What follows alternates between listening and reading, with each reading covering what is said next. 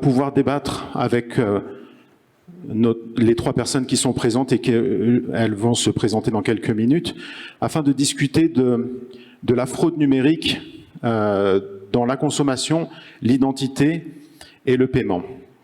Alors, je vais me permettre de faire une petite introduction, juste pour planter un petit peu le débat et puis limiter un petit peu les contours.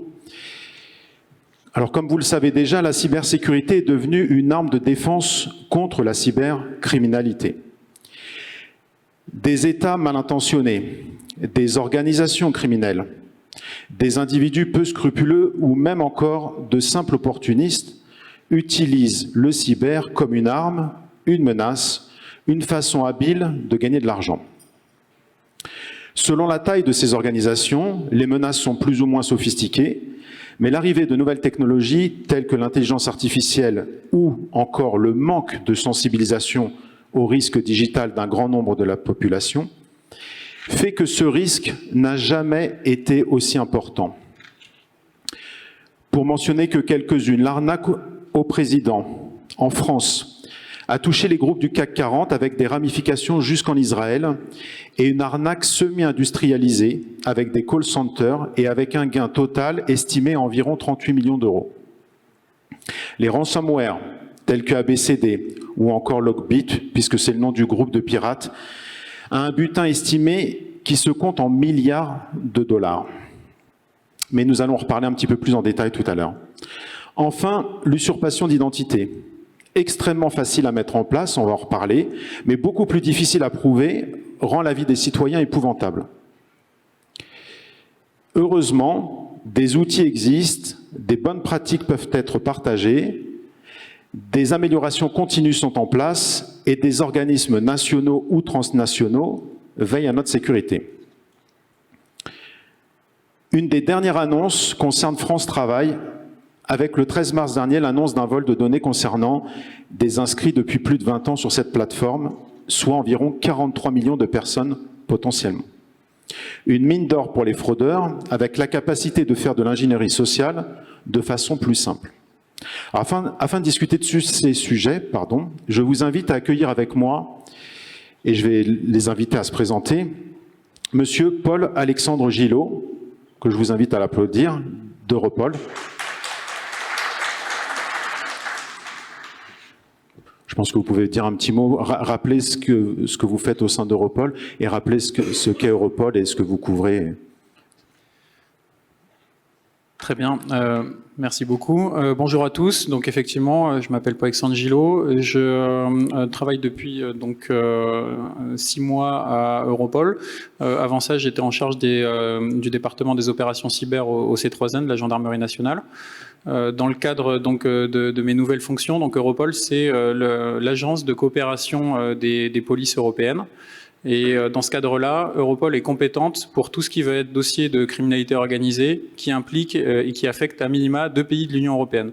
Donc en soi, on est amené à traiter et à appuyer la majorité des dossiers dits entre guillemets prioritaires et du haut du spectre en matière de criminalité organisée et ce qui passe au niveau de ces trois, donc le centre cyber de l'Union européenne, sur également toutes les problématiques de fraude numérique.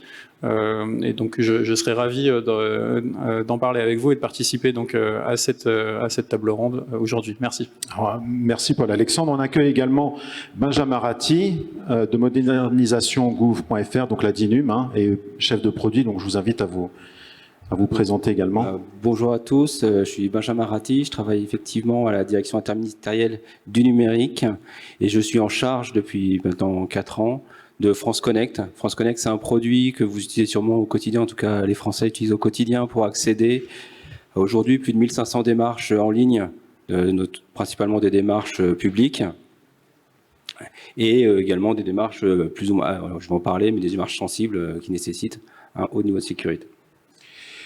Merci Benjamin. Et enfin, on accueille John-Éric Settas, donc de Tito Evry. Alors, vous l'avez compris, il va nous parler anglais. Donc, ceux qui ont besoin d'une traduction, vous avez encore la possibilité d'avoir la traduction automatiquement avec des écouteurs. Mais moi, je n'ai pas le niveau pour le présenter, donc je vous invite à suivre cette petite vidéo qui va introduire John-Éric. My name is Jean-Luc Picard, and I am the captain of the USS Enterprise. Mon nom est Jean-Luc Picard. Je voulais vous présenter avec Ajori Ersas qui travaille à Tito.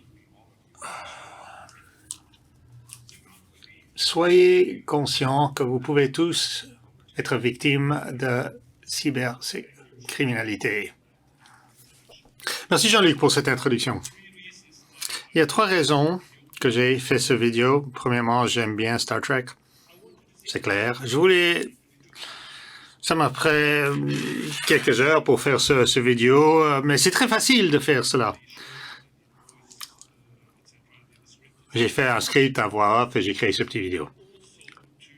Et je voulais simplement montrer que c'est un vrai problème pour le futur. C'est très facile de créer ce genre de vidéo de deepfake. Moi, j'appelle ça le piratage des personnes. Au lieu de pirater le système, évidemment, ils le font aussi, mais maintenant, ils font le piratage des personnes. On le fait déjà avec le phishing, des emails de phishing, qu'on vous envoie un lien et nous avons ce problème avec des comptes qui sont frauduleux. En fait, on a un coup d'appel. Il vous dit que c'est la banque qui vous appelle, mais en fait, dès que vous envoyez l'argent, il vous fait de la fraude pour prendre votre argent. Vous avez des fraudes que vous recevez, fraude contre des PDG. Imagine que vous avez le PDG devant vous sur le vidéo et il vous dit de transférer de l'argent. Et vous le faites parce que c'est votre PDG qui semble vous dire de transférer l'argent. Donc c'est ce que j'appelle le piratage des personnes. Faire attention, nous, on reste encore des humains. Alors, merci John-Éric pour ces commentaires. Je pense que je vais vous redonner la parole à Paul-Alexandre et j'aimerais que vous me fassiez un petit état des lieux au sein d'Europol. Vous avez une vision européenne un petit peu de ces problématiques. Si vous voulez bien revenir un petit peu sur quelques chiffres. Très bien. Alors tout d'abord, pour cadrer un petit peu l'intervention, en tout cas sur le point de vue répressif, puisqu'effectivement, Europol, on ne fait pas de cybersécurité, on est vraiment sur le volet cybercriminalité. Mais donc on distingue vraiment deux fraudes au paiement différents, les fraudes au paiement par virement autorisé, et auquel cas les fraudeurs vont directement s'attaquer aux moyens de paiement les plus vulnérables, tels que les paiements en ligne et les transactions à distance. Et dans ce cadre-là, comme on l'a vu aussi dans la vidéo, le but des fraudeurs va être de pouvoir persuader en fait la victime de virer l'argent sur les comptes frauduleux. Et dans ce cas, ça peut être effectivement soit via le côté personnification d'un président de société, ça va être via des offres d'investissement alléchantes ou alors des possibilités éventuelles de pouvoir récupérer des réductions sur des abonnements, d'avoir des aides financières particulières. Ça va toucher la fibre affective aussi avec les fraudes à la romance. Ou dans certains cas d'avoir directement les fraudeurs qui vont appeler en direct les victimes pour les convaincre par exemple de transférer leur argent sur des comptes plus sécurisés à cause d'une brèche particulière. Bien entendu, après on a aussi l'autre volet qui sont les paiements non autorisés où là les fraudeurs ont directement accès aux détails de paiement des victimes et ils y ont accès soit via des cyberattaques, soit via d'autres techniques type du phishing par exemple, ou encore via des data breach. Le gros souci, quand on parlait de chiffres justement pour essayer de faire un état des lieux, ça a été très compliqué pour moi et j'ai un petit peu harcelé les différentes équipes qui s'occupent justement à Europol des dossiers liés aux fraudes numériques. Parce qu'en fait, on a un manque de signalement qui est énorme, alors aussi bien en France qu'au niveau européen, et tous les pays en plus n'ont pas du tout les mêmes mécanismes de signalement, mais je reviendrai là-dessus. Donc encore une fois, ça va plus être pour indiquer une tendance, finalement, aujourd'hui sur cette table ronde, que véritablement pour donner des chiffres qui font foi par la suite. Mais le dernier rapport, finalement, de l'IC3 du FBI fait état d'une année sur l'autre de plus de 10% des signalements qui arrivent en termes de fraude numérique et de 20% d'augmentation en termes de pertes financières. Grosso modo, quand on regarde par rapport à la tranche de population qui sont ciblées, on est plutôt sur la population la plus ciblée est entre 40 et 50 ans. Avec toutefois après en seconde partie aussi les plus de 60 ans qui sont les plus visés avec des pertes financières encore plus importantes. Est-ce qu'on peut l'expliquer pourquoi 40-50 ans? Je comprends peut-être après la population un peu plus lointaine avec peut-être une difficulté plus grande à manipuler des informations digitales. Alors je pense que ce chiffre-là peut s'expliquer par l'attrait finalement à cet âge-là et même entre 30 et 40 par la volonté de vouloir commencer à peut-être avoir on a un peu plus de facilité financière, on va essayer de commencer à diversifier ses investissements, chercher des nouvelles possibilités aussi de placer son argent et on voit à l'heure actuelle que les fraudeurs finalement s'adaptent aussi et d'une année sur l'autre par exemple là en 2023 on a assisté par rapport aux fraudes à investissement classiques justement, on assiste à une augmentation de plus de 53% des fraudes aux investissements par crypto-monnaie. Donc en fait, ils comprennent très bien aussi la tendance, la volonté des gens aussi à suivre les perspectives finalement d'investir et de placer son argent là où par exemple le cours du Bitcoin a augmenté. Mais finalement, les fraudes liées aux crypto-monnaies augmentent également. Quand on regarde un État au niveau des pays qui sont touchés, puisque c'est aussi le point de vue entre guillemets européen international, finalement, on arrive avec les États-Unis, le Royaume-Uni et le Canada en tête. Mais au niveau Europe, malheureusement, la France est le premier pays européen touché. Encore une fois, ça dépend bien entendu des mécanismes de signalement qui sont en place dans les différents pays. Mais la France est très clairement le premier pays touché en Europe, avec l'Allemagne qui arrive juste derrière. Est-ce que c'est lié à sa capacité financière ou est-ce qu'il y a d'autres raisons ? Alors encore une fois, ça peut s'expliquer, je pense, par deux aspects. Effectivement, peut-être par rapport à une situation ou une santé économique, avec peut-être aussi une nécessité, après la crise Covid, de sortir sur des investissements un petit peu personnalisés et particuliers. Mais aussi, la France fait finalement, je parlais de mauvais signalement, la France fait quand même figure de bon élève. Et je le dis pas, maintenant je peux en parler d'un point de vue européen, mais très clairement, et je le remarquais un petit peu moins dans ma précédente fonction, on a des très bons mécanismes quand même de signalement en place, tout n'est pas noir en France. Par exemple, on a la plateforme Thésée pour signaler tout ce qui va être les arnaques en ligne, la plateforme Perceval pour tout ce qui va être fraude à la carte bleue.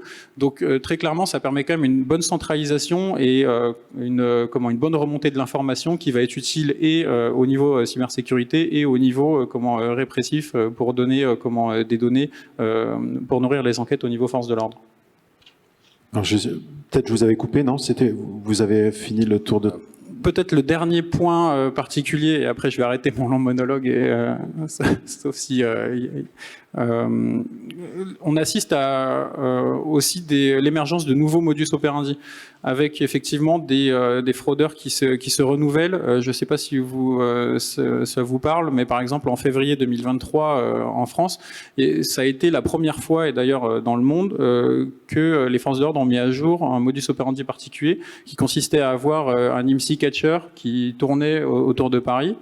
Et donc là, l'utilisation justement d'une technique qui normalement était réservée, et c'était des moyens plutôt étatiques, qui est utilisée maintenant par des fraudeurs pour pouvoir, et la technique consistait à catcher les différents téléphones qui étaient dans la zone de couverture de l'IMSI Catcher pour envoyer des SMS de phishing et commettre après des différentes fraudes.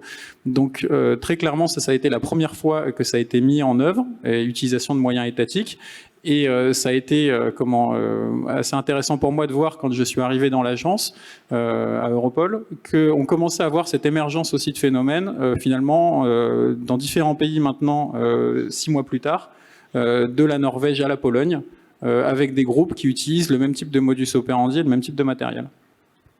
Alors merci pour cet état des lieux, un petit peu une vision européenne, même si on a compris qu'il y a certains pays qui sont un peu plus ciblés. Alors je vais vous donner la parole. Benjamin, sur une question. Alors, on va peut-être recentrer un petit peu les débats par rapport à votre activité au sein de la DINUM, mais peut-être que moi, je vais vous demander, par rapport à votre activité, par rapport aux produits que vous supportez, quelles sont, vous, les fraudes et ce que vous voyez, vous, personnellement? Alors effectivement, moi je vais surtout vous parler de ce qu'on voit au niveau de la DINUM, donc principalement des démarches publiques. Ce que nous on voit au niveau de la DINUM, au niveau de la fraude, il y en a plusieurs types. Le premier, qu'on va voir au travers de France Connect, c'est notamment la fraude aux aides de l'État, c'est-à-dire des dispositifs d'aide et des fraudeurs qui vont usurper l'identité d'usagers pour toucher à leur place des aides. Un exemple très concret que vous avez sans doute entendu parler, malheureusement, qui a été lieu principalement en 2022, c'est la fraude à mon compte formation, où on avait beaucoup d'usurpation d'identité, des personnes qui se faisaient usurper leur identité pour aller collecter, en fait, inscrire les personnes à des formations et donc toucher les aides de l'État pour financer ces formations.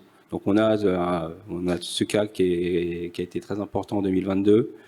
On y a répondu, j'en parlerai un peu plus tard. On a d'autres dispositifs d'aide, je pense par exemple, actuellement c'est plus MaPrimeRénov', des choses comme ça. Donc ça c'est vraiment... ok, d'accord. Donc c'est vraiment les dispositifs, la fraude pour accéder à des aides de l'État. Ensuite, on va en voir d'autres aussi qui vont permettre de manipuler des données sensibles, qui vont générer des transactions financières.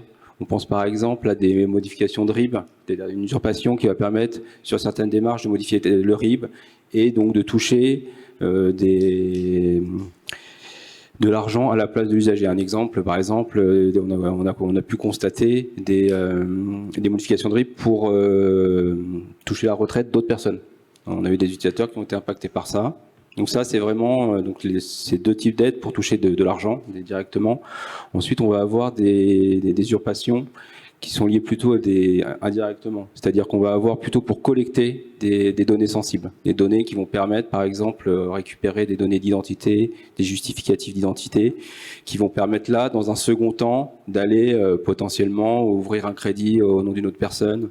Donc c'est vraiment ce type de données-là. Et après, la troisième, ça va être aussi des données, accès à des données sensibles, mais plus des données de santé. Donc, Est-ce que vous pouvez commencer à donner un petit peu le type de mécanisme qu'ils utilisent par rapport aux trois domaines que vous avez mentionnés? Alors ça va vraiment être autour de l'usurpation de l'identité. Donc c'est-à-dire, on a différents mécanismes en fonction de l'identité qui est utilisée pour accéder à ces démarches.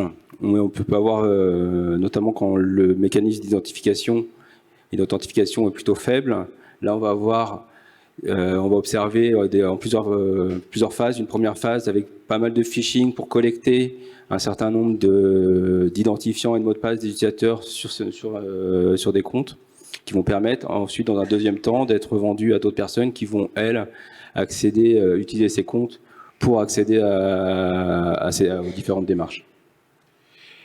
Alors, John, j'ai une question pour vous, puis on reviendra après à Paul Alexandre.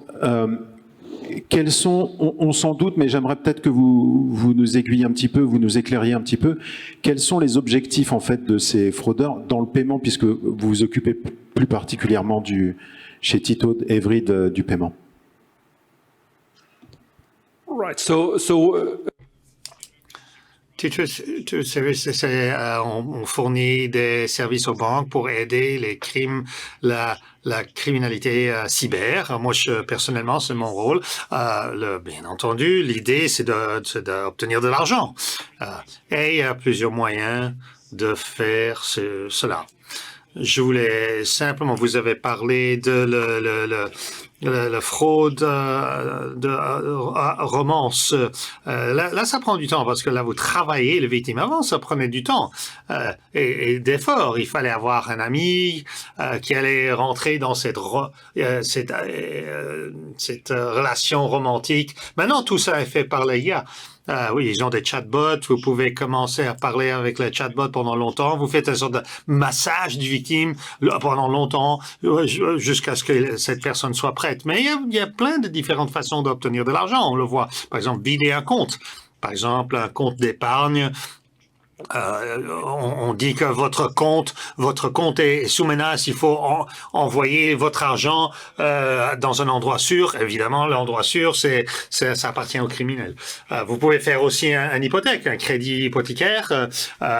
Par exemple, on peut prendre un crédit ou une carte de crédit, et c'est vraiment une question de donner accès à ces mécanismes pour obtenir le crédit, obtenir l'argent, obtenir la carte de crédit, ou accès à vos fonds, ou à fraude d'investissement, c'est-à-dire, on va dire, venez sur notre site d'investissement, c'est un site frauduleux, et ça prend du temps, vous voyez que vos fonds montent, ils montent, et jusqu'au jour où vous dites, je vais retirer mes fonds. Alors, il y a un cas très, très connu, il dit, OK, voilà, l'argent est envoyé sur votre portefeuille numérique, mais en fait, c'était pas des vrais bitcoins, c'était des bitcoins fausses, donc ça valait rien, donc ils ont perdu tout leur argent. On a compris que l'intérêt, c'est le gain.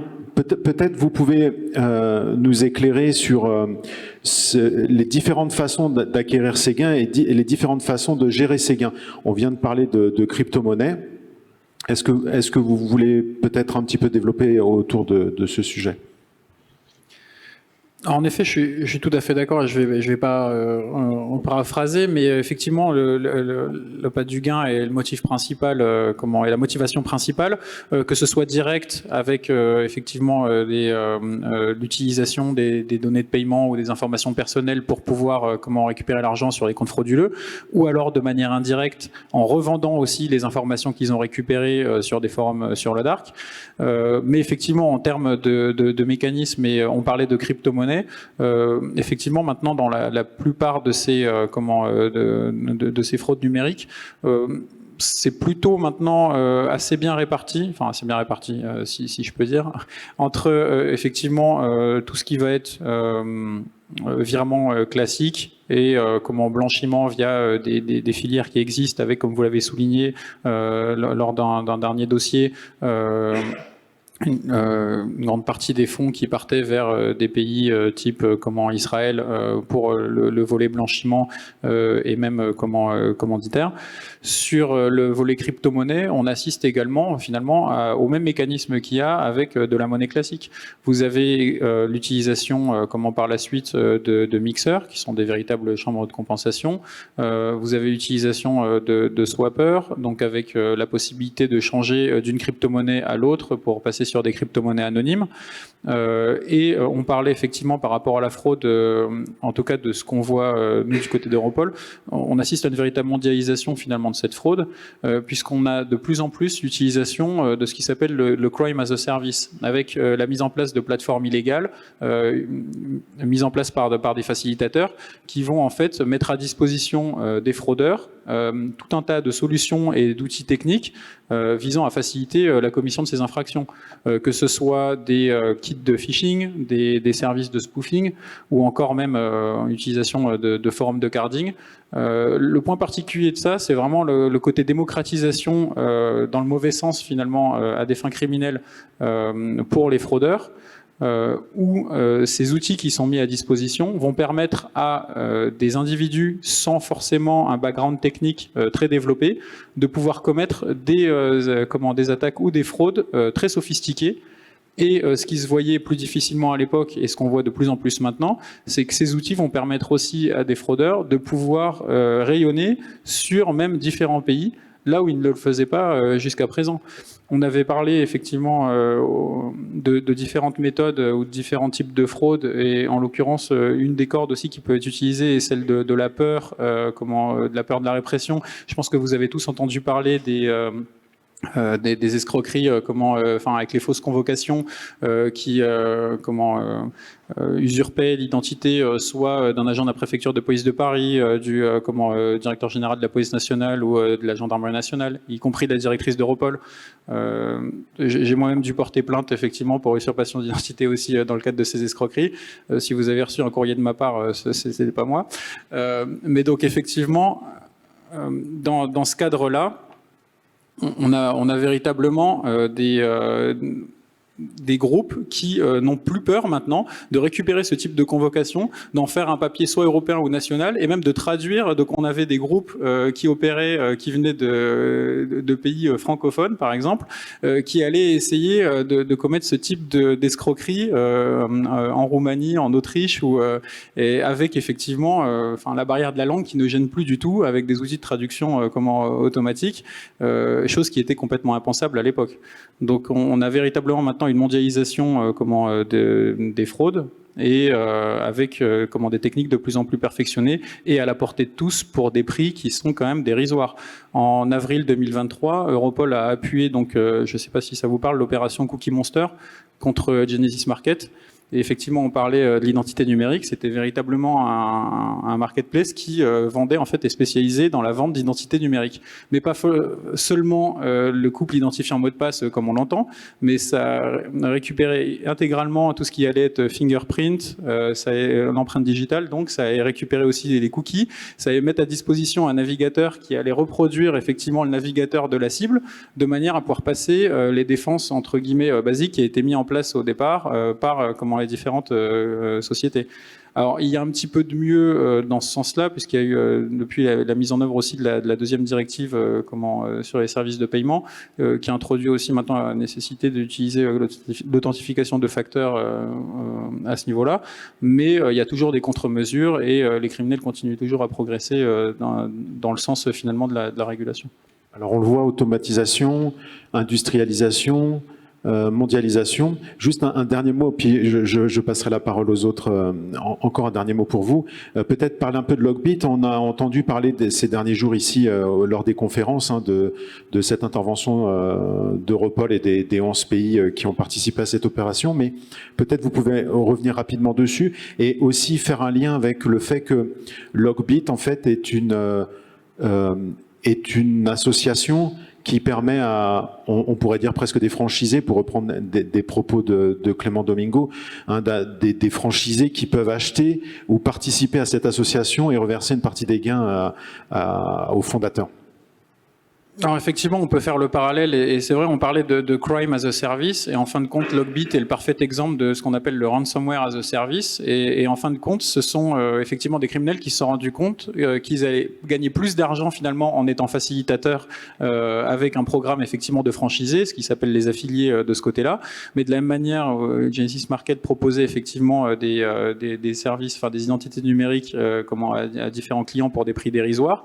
Là, en l'occurrence, pour Logbit, ce ransomware as a service, on avait effectivement l'administrateur de ce ransomware as a service qui proposait à ses franchisés finalement l'accès à un panel qui facilitait en fait la commission d'une attaque ransomware qui normalement est censée être quand même très sophistiquée, qui fait appel à énormément de connaissances techniques, avec finalement un panel qui permettait une automatisation à outrance de toutes les actions qu'un cybercriminel devait savoir faire, ou en tout cas un groupe de cybercriminels devait savoir appréhender tout seul. Donc avec ça passait outre l'accès initial, on avait directement les outils nécessaires pour tout ce qui allait être le vol de données avec des stealers. On allait avoir une exfiltration automatique aussi à l'aide de Stealbit. On allait avoir aisément des possibilités de latéralisation au sein du système de la victime, et différents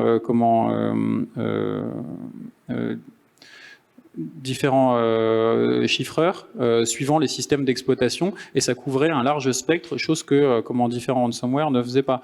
Et en l'occurrence, dans ce système de franchisés, effectivement, vous vous rendez compte que les affiliés, les franchisés étaient prêts à payer 20% de leurs revenus aux administrateurs pour chaque attaque commise, et ne garder que 80% pour eux, tellement le système marchait bien. Et en l'occurrence, effectivement, on a eu le plaisir de pouvoir coordonner et d'appuyer cette opération février de cette année, ce qui a permis effectivement de porter un coup particulier au plus grand ransomware as a service en fait qui existait, avec près de 200 affiliés franchisés là-dessus. Donc en termes effectivement d'impact sur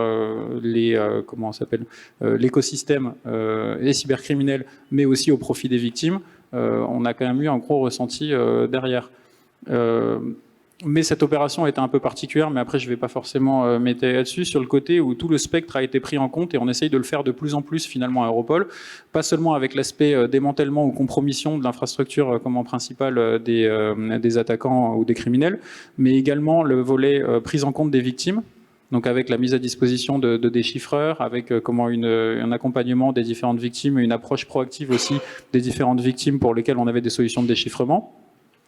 On a le volet aussi décrédibilisation du ransomware as a service vis-à-vis des affiliés, de manière à ce que les affiliés n'utilisent plus ce programme, en sachant pertinemment que s'ils continuent à utiliser ce programme, les informations qu'on a récupérées contre eux vont permettre de pouvoir mener différentes opérations finalement contre le réseau par la suite, et l'utilisation finalement de leur infrastructure pour communiquer sur les différentes actions aussi des forces de l'ordre, avec une attaque non seulement des administrateurs en particulier, mais aussi des affiliés jusqu'à leur compte personnel, avec là la saisie et la fermeture de plus de 14 000 comptes auprès de différents hébergeurs utilisés par les affiliés. Alors merci pour ces précisions. Alors on l'a vu, il y a d'un côté des fraudeurs extrêmement bien organisés, avec des outils de plus en plus complexes, mais qui sont simplifiés pour permettre à des utilisateurs lambda de pouvoir les utiliser de manière industrielle. Alors j'ai une question pour John-Éric avant de redonner la parole à Benjamin. John-Éric, on le voit, donc il y a tout cet écosystème dont on vient de parler. Alors quels sont les moyens, de quoi dispose-t-on maintenant pour, détecter les fraudes et essayer de s'en prémunir ? Alors, c'est quelque chose d'important sur lequel on travaille. Et une partie centrale, c'est la surveillance des transactions de cartes notamment, et regarder tout ce qui est des anomalies. Quand je commence à transférer de l'argent à 2 heures du matin, si moi, je fais ça à 2 heures du matin, comment je dors, ou alors transférer de l'argent à un compte sur lequel jamais transférer d'argent. Voilà. Il s'agit donc de trouver des différences de comportement. Donc, on surveille les comptes, des transactions de cartes. On a ensuite... avant, c'était des règles, mais avec l'intelligence artificielle, on peut faire ça de façon beaucoup plus intelligente. On a des règles sur la façon, normalement, dont la personne se comporte, mais également comment les fraudeurs se comportent.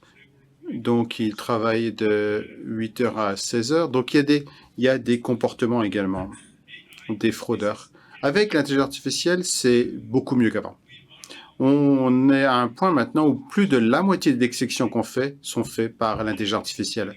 Et je pense que c'est trouver l'aiguille d'un botte de foin par rapport aux transactions, c'est 0,007%.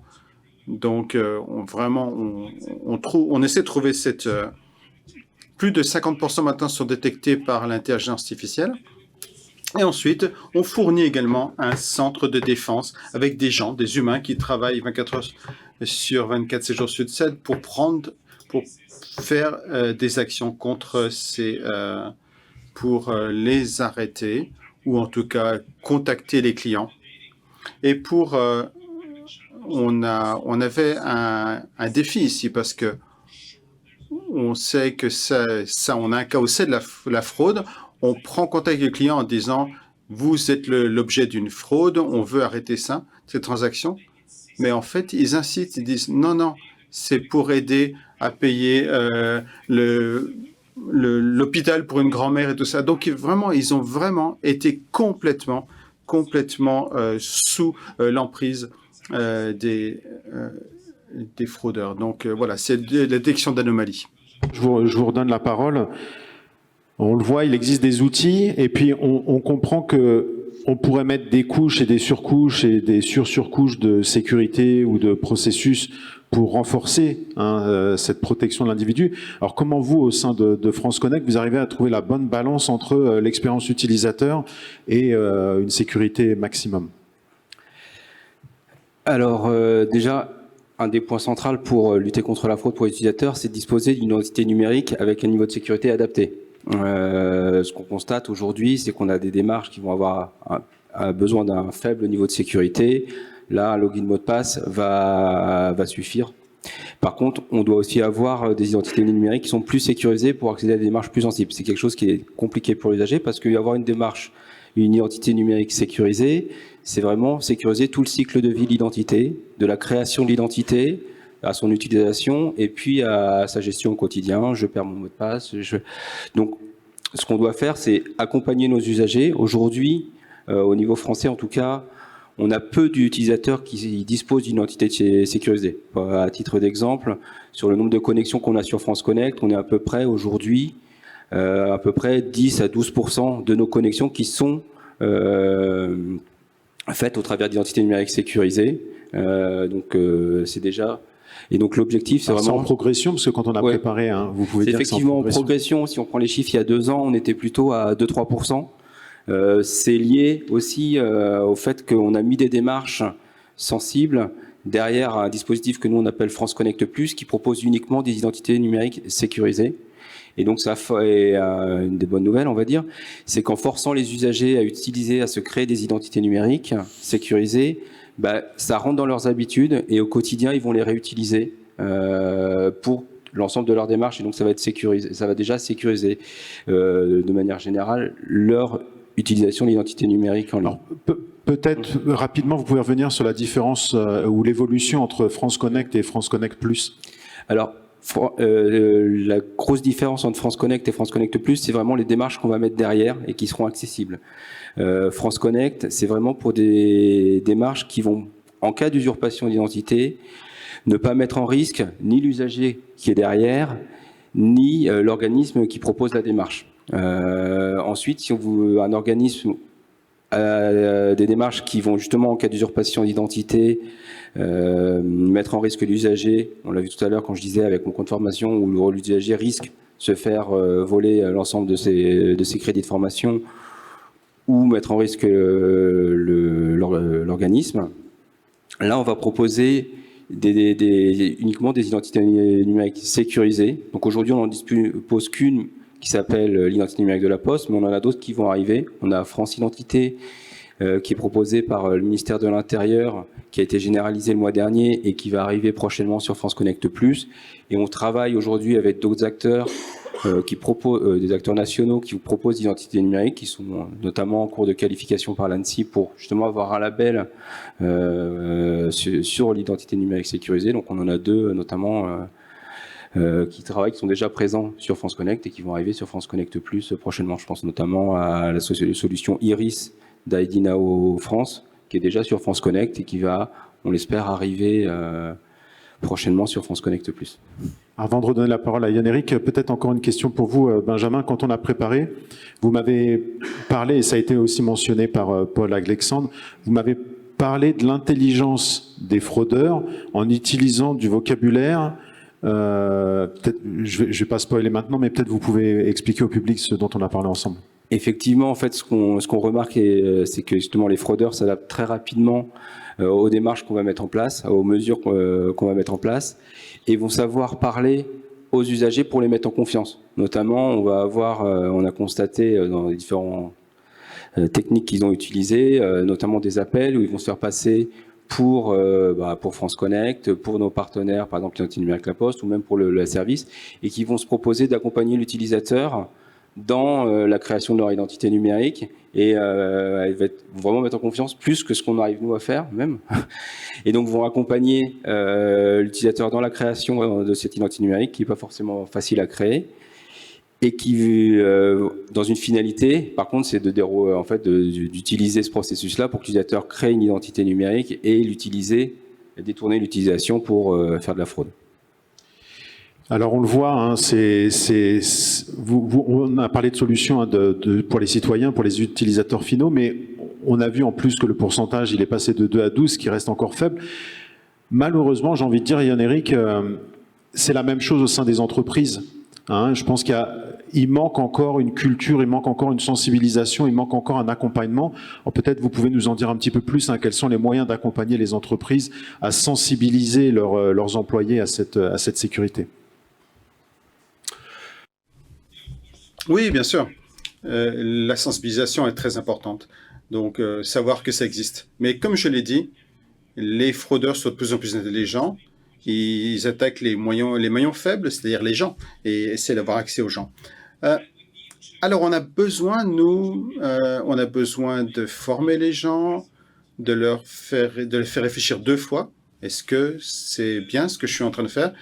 Et on va parler également des doubles contrôles. Au lieu d'avoir juste une personne qui peut faire un gros transfert d'argent, vous et moi devons valider ce transfert. Donc, c'est des choses qui sont intéressantes. Et aujourd'hui, tout doit être instantané.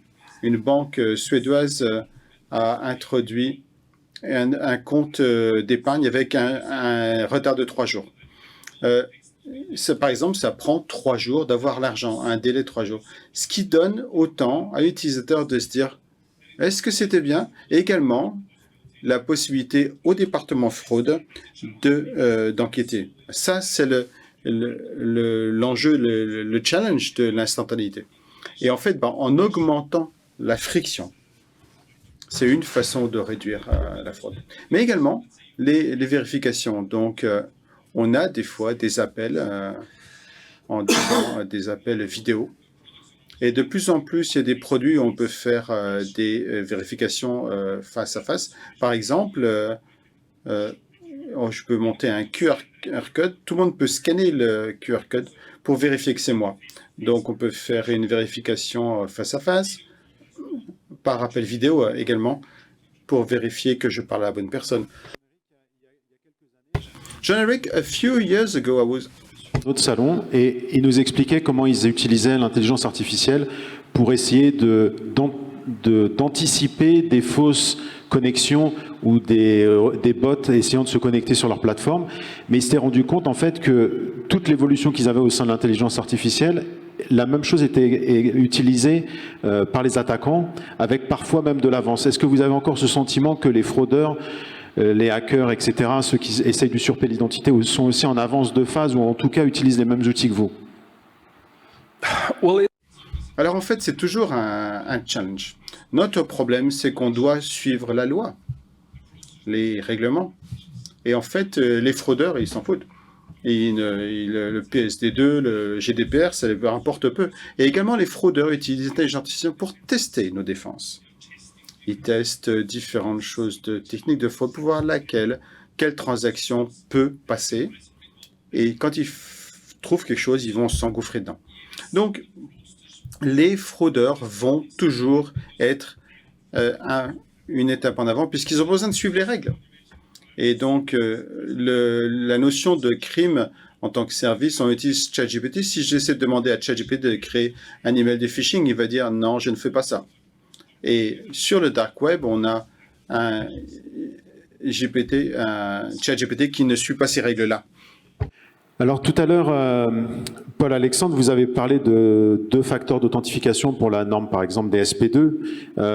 On peut peut-être parler maintenant un peu des retours d'expérience et des bonnes pratiques à mettre en place. On va peut-être partager ensemble maintenant, comme on arrive un petit peu sur la dernière partie de notre discussion, peut-être voir ce qui se fait, ce qu'on peut encore améliorer, et puis à nouveau les bonnes pratiques. Non, bah effectivement. Alors, quand on parle justement des paiements autorisés, et pour reprendre effectivement le côté l'humain est un peu la clé à ce niveau-là, et en fait c'est vraiment la victime et tout le social engineering autour qui vont faire que comment la fraude aura lieu.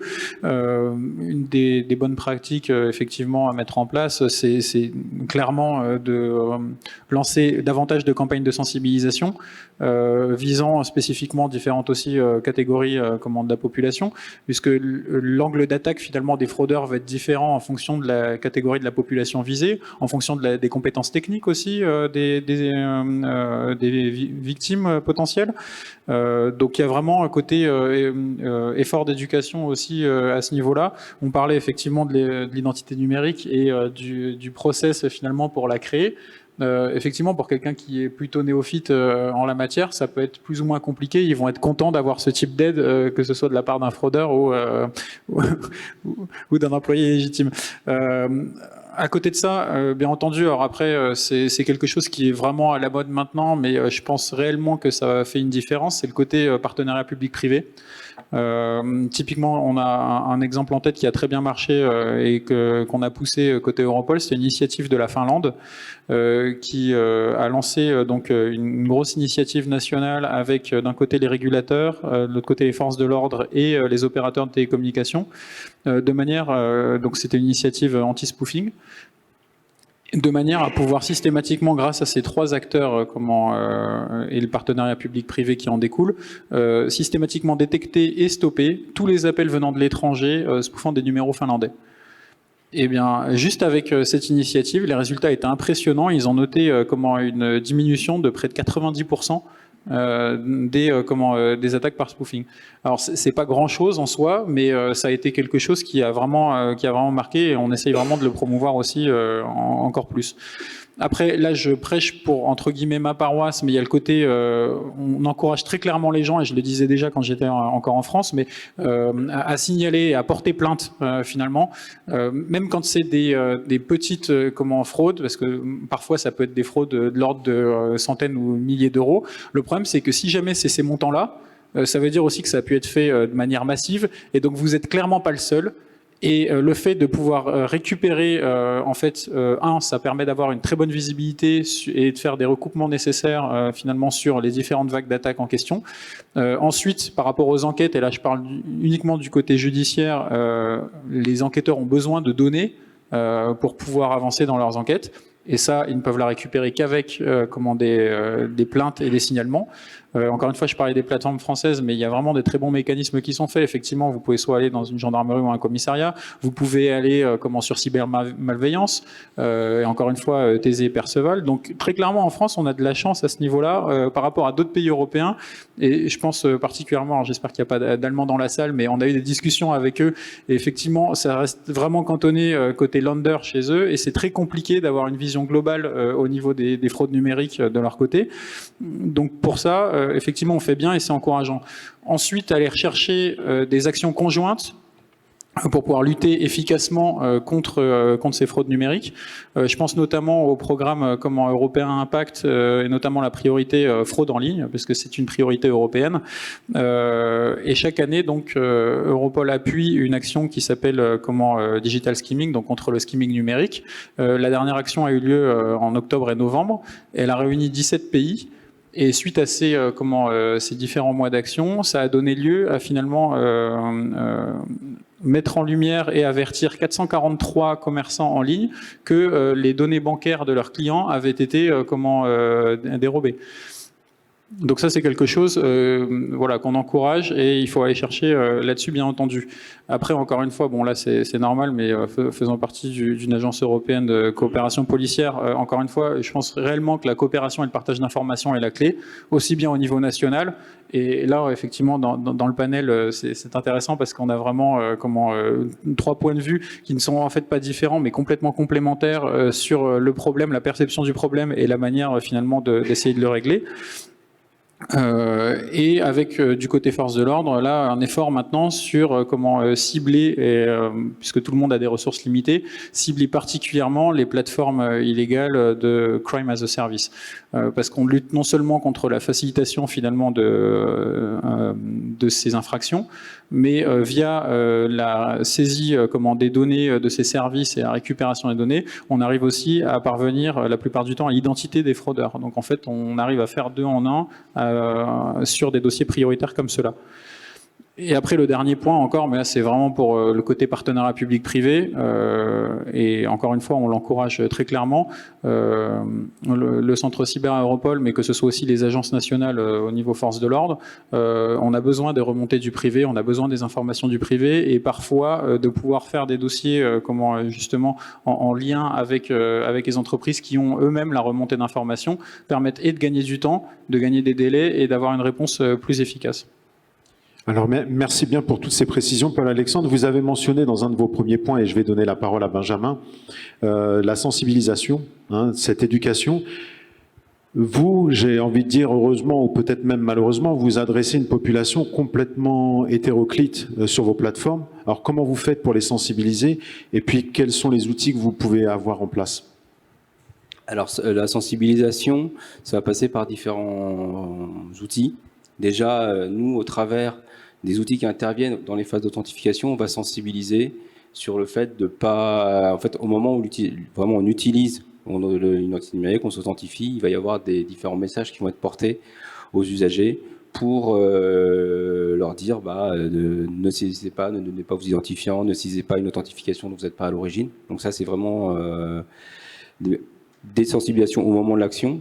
Par contre, il y a aussi des sensibilisations. En fait, on va mettre en place des accompagnements aussi au moment où l'utilisateur s'est fait usurper, lui donner des outils qui permettent de mieux détecter une usurpation d'identité et l'accompagner sur comment agir une fois que je me suis fait usurper mon identité, lui donner les bonnes pratiques, lui dire qu'est-ce qu'il peut faire pour protéger l'usage de son identité. Nous, on dispose aussi d'outils qui permettent de protéger, de surveiller l'activité de son identité en ligne et de bloquer l'accès à certaines identités. Typiquement, si aujourd'hui, vous voulez utiliser uniquement des identités sécurisées, type l'identité numérique La Poste, ou l'identité Iris, par exemple, et que vous voulez pas utiliser des identités qu'on appelle de niveau faible, là, vous avez la possibilité de les bloquer. Donc, c'est aussi la sensibilisation, c'est les accompagner pour leur expliquer qu'ils ont la possibilité de faire ça, qu'ils ont la possibilité de surveiller vraiment l'activité au quotidien de l'usage et d'être alertés quand il y a une utilisation de leur identité numérique en ligne sur une démarche qui est potentiellement pas habituelle, qu'ils soient alertés. Et aussi leur dire, ça a été dit, aller porter plainte, toutes les actions qu'ils doivent faire a posteriori. Et ce qu'on va faire aussi, alors c'est pas vraiment la sensibilisation, mais c'est un peu ce que disait Paul-Alexandre, c'est vraiment une coordination avec les différents acteurs qui sont impactés par cette fraude. C'est-à-dire que nous, on va remonter des informations aux fournisseurs d'identité pour leur indiquer potentiellement que nous, on a détecté ou qu'il nous a été communiqué une usurpation d'identité, la remonter aux fournisseurs d'identité pour qu'ils analysent également de leur côté, détecter potentiellement des usurpations massives, comme ce qui vient d'être dit. Et on va aussi le faire au niveau de la démarche pour pouvoir annuler les effets de la fraude, par exemple. Donc c'est vraiment une coordination, je reviens au point qui a été dit précédemment, là entre les différents acteurs qui interviennent au niveau de l'écosystème de France Connect et France Connect Plus dans l'utilisation d'identité numérique et de la fraude. Alors, merci Benjamin. Peut-être une dernière question, comme on touche à la fin, et puis peut-être il y a des questions dans la salle. Jan-Éric, les pays nordiques, ils sont extrêmement digitalisés depuis de nombreuses années. Vous avez fait référence à BankID. Néanmoins, il y a des discussions au sein de cette région géographique sur une prochaine étape du BankID.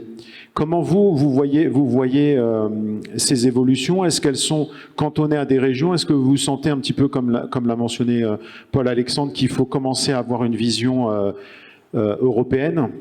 Comment vous voyez ça?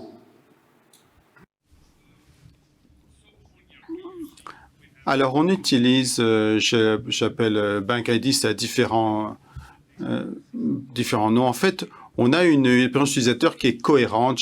J'utilise ça pour différents besoins. Ce qu'on voit apparaître maintenant, pour rebondir sur ce que vous dites, c'est que le contexte est important. On a besoin de comprendre pourquoi est-ce que je dois prouver mon identité. On doit avoir des informations de contexte en disant c'est parce que vous faites un prêt de 2 millions d'euros ou vous faites un virement, etc. Donc le contexte est très important.